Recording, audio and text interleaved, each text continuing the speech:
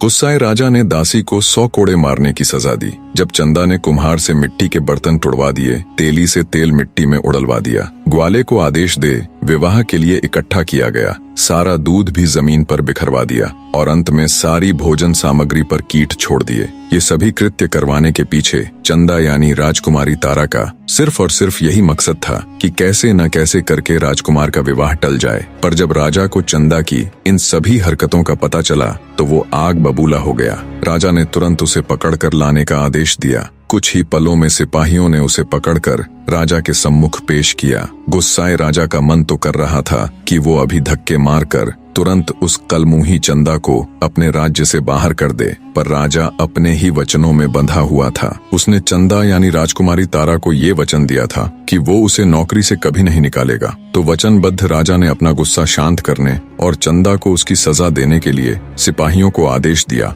कि इसको 100 कोड़े मारे जाएं। कोड़े भी ऐसे कि हर कोड़े के साथ इसकी खाल उधड़ जाए। इसको पता तो चलना चाहिए कि इसने क्या जरूरत की है। राजा के आदेश पर राजकुमारी तारा को 100 कोड़े लगाए गए। कोड़े लगने से घायल बेचारी चंदा खून के आंसू रो रही थी। मारे दर्द के वो बिलबिला रही थी। कोड़े मारने की सजा पूरी होने पर सिपाही उसको उसकी झोपड़ी में छोड़ जाते हैं। वहां उसे उसी हालत में पड़े पड़े एक दिन और निकल जाता है। किसी ने भी राजकुमारी तारा की कोई सुध नहीं ली। एक तो कोड़ों की मार, ऊपर से राजकुमार की शादी का दुख, मानो दुनिया जहान के सारे दुख बेचारी राजकुमारी को एक साथ मिल गए हों। उसे सबसे ज्यादा दुख तो इस बात का था कि कल ही राजकुमार अभिमन्यु की शादी है। राजकुमार की शादी को टालने की उसकी हर योजना असफल हो चुकी थी। दुखी बैठी राजकुमारी तारा के मन में फिर से एक विचार आया, जिससे उसकी आंखें एक बार फिर चमक उठी। अचानक वो अपने सारे दुख दर्द भूल एक नई ऊर्जा के साथ उठ खड़ी होती है और अपने दर्द को भूल